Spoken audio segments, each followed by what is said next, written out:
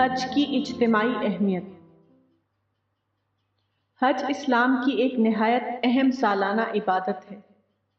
وہ قمری کیلنڈر کے آخری ماہ ذوالحجہ میں ادا کیا جاتا ہے۔ حج کی عبادت کے مراسم بیت اللہ یا مکہ میں یا اس کے آس پاس کے مقامات پر ادا کیے جاتے ہیں جو عرب میں واقع ہے۔ اس عبادت کو تمام عبادت کا جامع کہا جاتا ہے، چنانچہ اس میں ہر قسم کے عبادتی پہلو پائے جاتے ہیں۔ انہی میں سے ایک اجتماعی پہلو بھی ہے۔ حج کی عبادت میں اجتماعیت کا پہلو بہت نمایاں طور پر موجود ہے۔ انسائکلوپیڈیا بریٹینیکا 1984 میں حج کی تفصیل دیتے ہوئے یہ جملہ لکھا گیا ہے: About 2 million persons perform the Hajj each year, and the rite serves as a unifying force in Islam by bringing followers of diverse background together in religious celebration.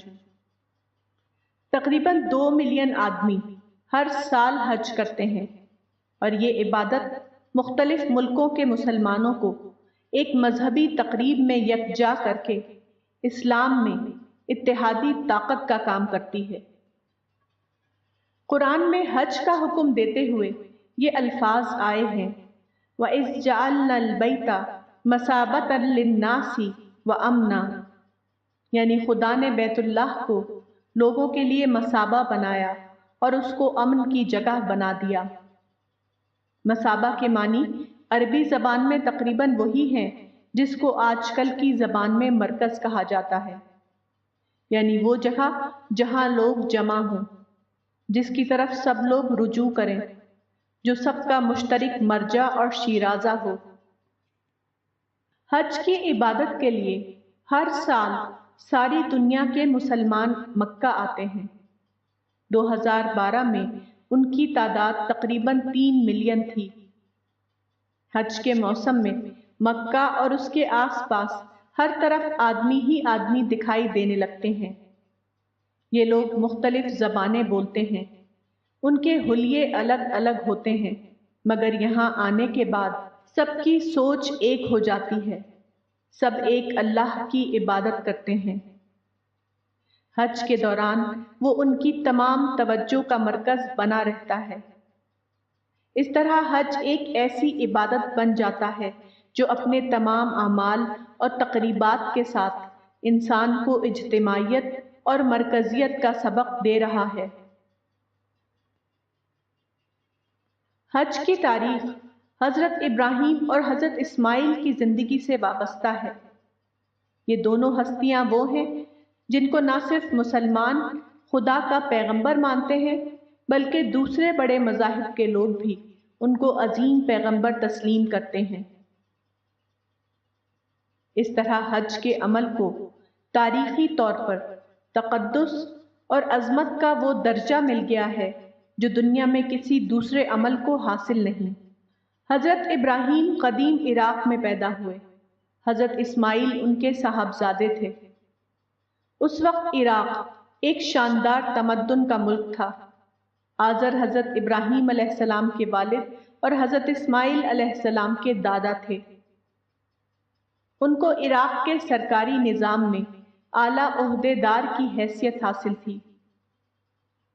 حضرت ابراہیم اور حضرت اسماعیل کے لیے عراق میں شاندار ترقی کے اعلیٰ مواقع کھلے ہوئے تھے، مگر عراق کے مشرکانہ نظام سے وہ موافقت نہ کر سکے۔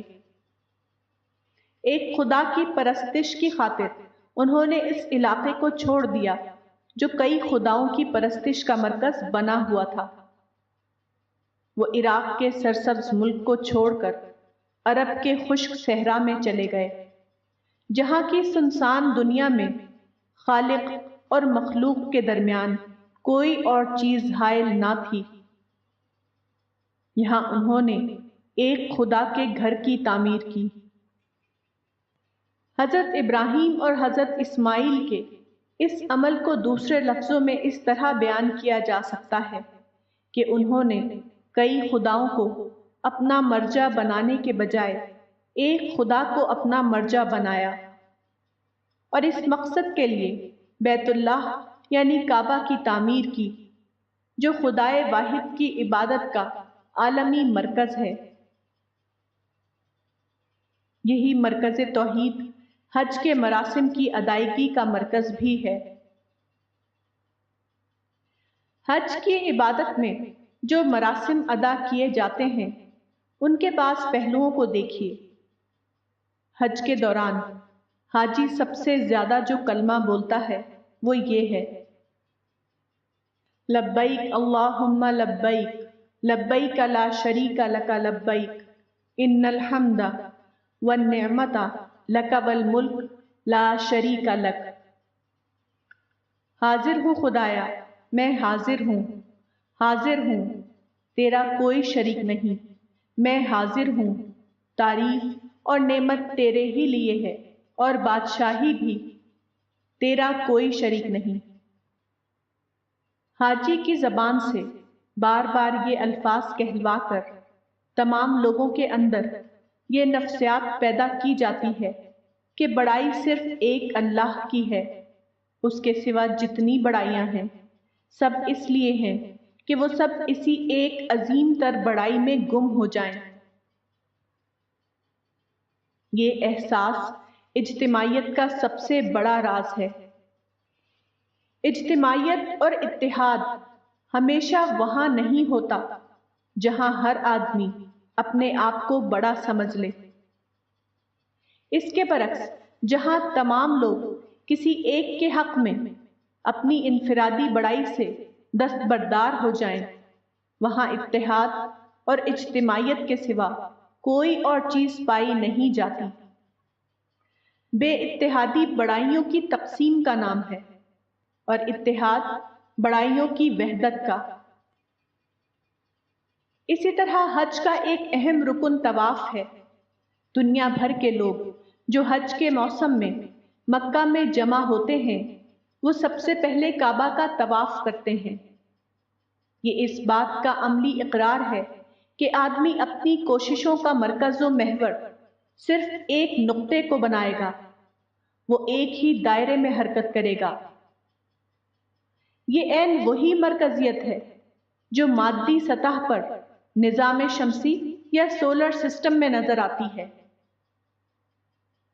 نظام شمسی کے تمام سیارے ایک ہی سورج کو مرکزی نقطہ بنا کر اس کے گرد گھومتے ہیں۔ اسی طرح حج یہ سبق دیتا ہے کہ انسان ایک خدا کو اپنا مرجع بنا کر اس کے دائرے میں گھومے۔ اس کے بعد حاجی صفا اور مروہ کے درمیان سعی کرتا ہے۔ وہ صفا سے مروہ کی طرف جاتا ہے، پھر مروہ سے صفا کی طرف لوٹتا ہے۔ اس طرح وہ 7 چکر لگاتا ہے۔ یہ عمل کی زبان میں اس بات کا سبق ہے کہ آدمی کی دوڑ دھوپ ایک حد کے اندر بندھی ہوئی ہونی چاہیے۔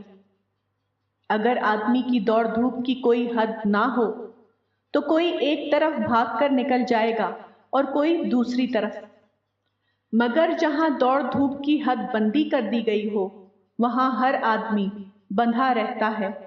وہ بار بار وہیں لوٹ کر آتا ہے جہاں اس کے دوسرے بھائی اپنی سرگرمیاں جاری کیے ہوئے ہوں۔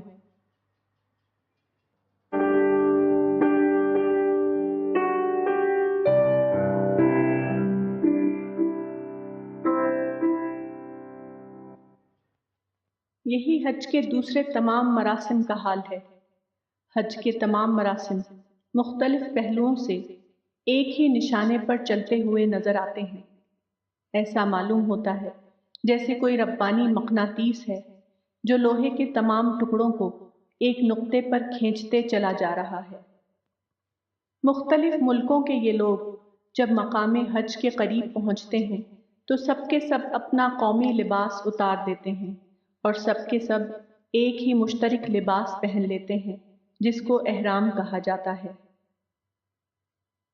احرام باندھنے کا مطلب یہ ہے کہ بغیر سلی ہوئی ایک سفید چادر نیچے تہمد کی طرح پہن لی جائے اور اسی طرح ایک سفید چادر اوپر سے جسم پر ڈال لی جائے۔ اس طرح لاکھوں انسان ایک ہی وضع اور ایک ہی رنگ کے لباس میں ملبوس ہو جاتے ہیں۔